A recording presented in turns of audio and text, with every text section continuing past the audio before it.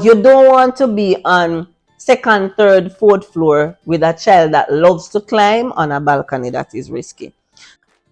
Welcome back to our channel and thank you once again for joining us in this another day in the life of living on Autistic Edge.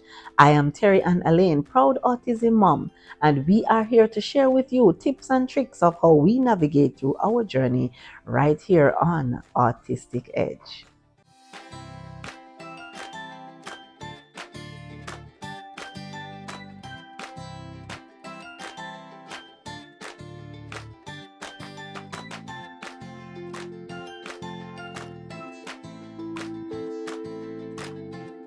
Today we want to talk about vacation safety for children on the autism spectrum.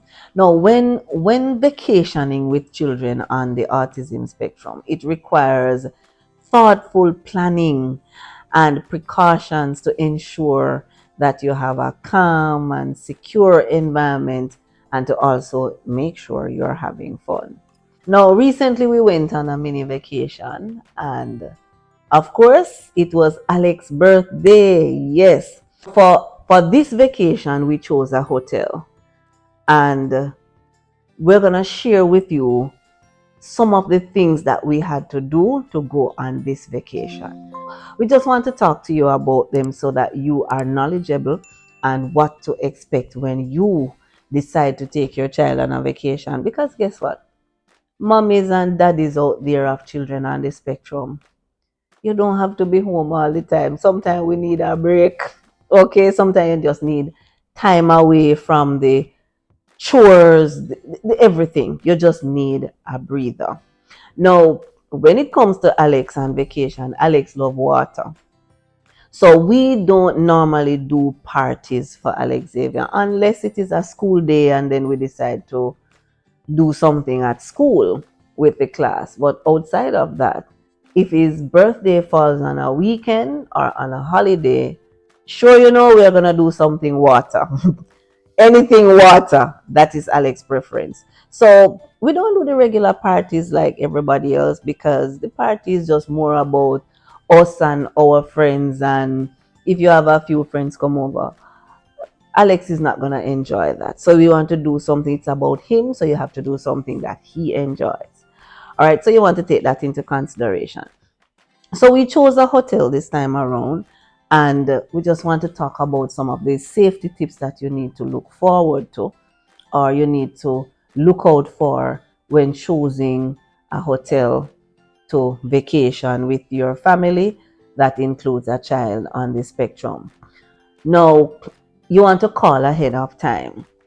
And of course, you're going to look up the hotel on social media on their page to see what others are saying about them, how friendly it is, and all of that. Notify, when you're making your reservation, notify them about your child needs.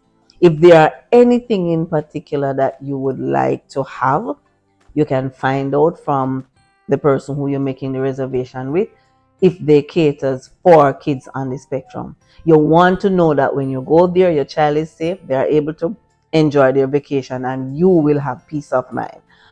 Now, talk about any sensory sensitivity issues that you think your child may have, that you think may exist at the hotel, and what you're going to do to calm the child during those times, if there's any. So talk about any sensory risk or any elopement risk. If your child is one of them that like to run away, you want to talk about security. Number two, if your child have noise sensitivity issues, you may want to request a room that is away from noisy areas. So you may not want a room close to the elevator because close to the elevator is high traffic. So at every hour, minute or so of the day, somebody's going to be taking the elevator, a whole family is going to be out there and they'll be talking and laughing and taking pictures and all of those stuff. So you may want to choose a room that is away from the elevator. Also, make sure that the room is not close to any ice machine. That can be a pretty disturbing. Yeah, we had one experience once where every time somebody goes to that ice machine, mercy, was something else. So ice machine, elevators, and choose one. If the hotel has a water park, You may want to choose a room that is not close to the water park either, because once the water park is on in the days, it can be very noisy, especially with the kids and the water flow and those bucket turnover and all of those stuff. So you may want to choose a room away from there as well. So depending on the need of your child, if your child is flexible and if your child loves some of these, then it's no bother. But you want to talk about this. So now what I would want you to do is to pick from this list that we're sharing with you what applies to you and how you can go about it, right? Now, choose places that have secure exits, child-proofing options, and family-friendly features. So you want to ask ahead of time. Make sure the hotel is family friendly. Ask ahead of time, what do you do to child proof your room or the area in which you stay. If you have one of those child that will run away, right? You talk about security, what their security is like, the perimeter fencing. You may want to look at those as well. Now, most hotels these days tends to carry good security, but still, don't take anything for granted. You want to ask about that because when you go on vacation, you want to have a peace of mind. Now, your first few moments or few hours of entering that property, check the locks. Make sure that the balcony has a lock that and it is safe and it's a working lock. Okay? Check the door locks and if you have chains. For the smaller one, you want to make sure you have the chains at the top. All right? You can do that. Pack comfort items for your child. So you know your child may love their tablet. You want to take that along with you. Alex love his fan. We didn't have to take our fan because, of course, for the hotel, most of the areas, except when you're outdoors, is air conditioned. So we didn't have to take the fan. If your child struggles with noise sensitivity, you want to carry noise cancelling headsets because, of course, sometimes you're going to be involved in activities that might be a little bit too much for the child. So you want to carry their noise cancelling headset. You may want to take along with your weighted blankets. So if your child have a meltdown and one of the soothing factors is to use weighted blankets, you want to take that along with you. Now, we talk about the locks and the door in number 4. This is number 6. Let me tell you something. Block off or lock the balcony door. And let me tell you why. If your child is one of those climbers, now parents, pay attention. If your child is one of those climbers, you make sure you check that balcony and see how easy it is for the child to climb it. If you are in doubt, lock the door. All right. If you don't think that you can keep that door closed, ask to be relocated to a ground floor. Then can't drop from the ground floor. If he climb over the balcony from the ground, he not go drop now if he hurt himself. Right? But you don't want to be on second, third, fourth floor with a child that loves to climb on a balcony that is risky. So if you are not able to lock that balcony door and if the child may figure out a way to open that balcony door, the last thing you want is to be on a vacation and your child falling from a hotel balcony. So ask for a relocation. As a matter of fact, if you know your child is a climber, don't even bother checking into the room. Find out which floor they're putting you to and give them preference. And you can do this at your check-in because they can put things in your information to see if there are any special requests that you have. Ask for ground floor if your child is a climber. Number 7, use door alarm or door stops for added security. Now, when we went on this vacation, you didn't have to ask. We were checking out for all of those stuff to make sure that we had them in place. I'm going to show you a little clip here talking about security. Here we were putting in the door alarm. We are more like light sleepers. So this alarm, once it goes off, we are going to be up. All right. So we install this alarm just to make sure if we fall asleep, because it was we tired and Alex tried to get through that door any at all, of course, we will be notified.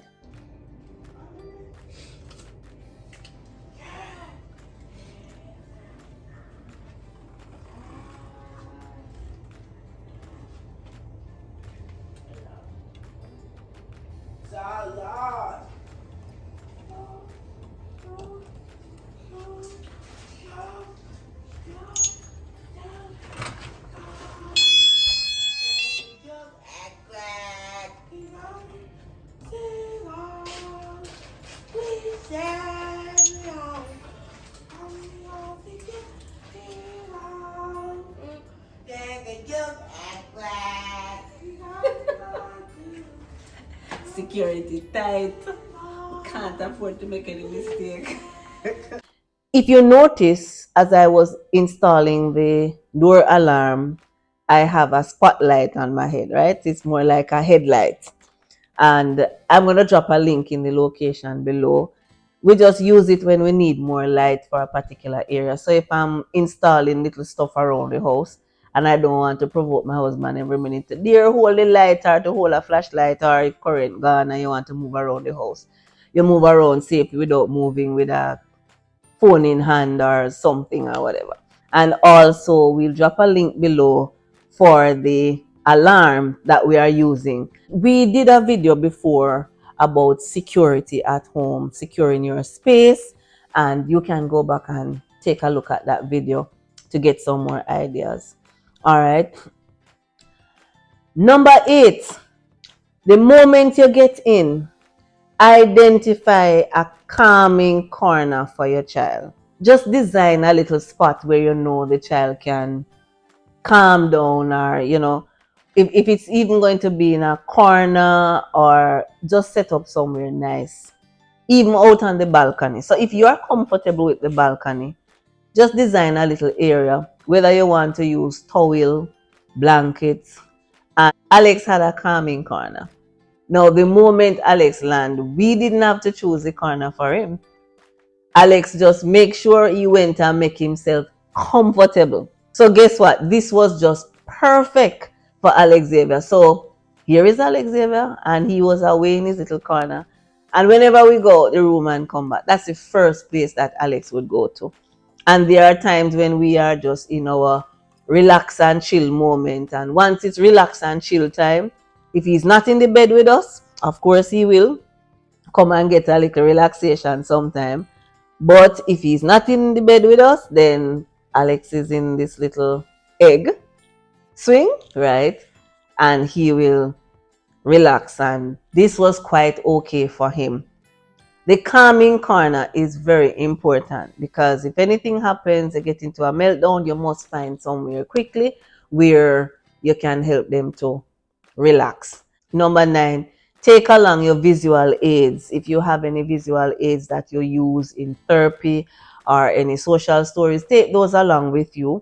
If you're potty training, yes, make sure you have your little visual stuff, bring them along with you so that you can use them to continue some of your therapy sessions as you're on vacation. And I mean, it doesn't have to be anything intense, but you just want to make sure that you maintain your regular schedule similar to when you're at home, so that the child is not too much out of their regular schedule when they get back to now. And number 10 and last, as you plan your activities throughout the day, please make sure you avoid overstimulation. So we know when we go to a hotel or when we go on any vacation, you want to enjoy your vacation to the max. But guess what?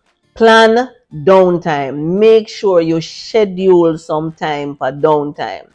So if it's even say, all right, in the morning we are going to go pool, and then after pool we go to lunch, and then after we do lunch, make sure you plan a downtime. During that downtime, make sure that it is rest time, it's a calm time, it's a, that time you can use up your calming corner that you would have created, that we mentioned before, right? Use up that space to ensure that you don't have overstimulation. If you don't create downtime, then the child might just get too overstimulated, moving from activity to activity, and then you may end up with an unnecessary meltdown. So you want to make sure that you schedule downtime for your children on the spectrum. Now, we were on vacation we have a few clips that we're going to share with you, some of our learning and teaching moment that we have had throughout the vacation. Since it was vacation for us, we wanted to have a more peaceful time away from the hustle and bustle. We didn't do a lot of photo shoot, or we didn't do a lot of pictures this time, but we did quite a few, right?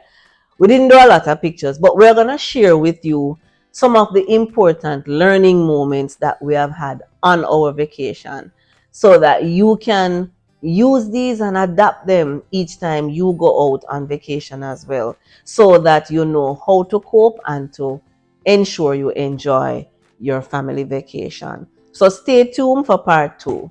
Thank you once again for joining us in this another day in the life of living on Autistic Edge. Don't forget to like, comment, share, and make sure you subscribe so the next time we put out another content, you will be notified.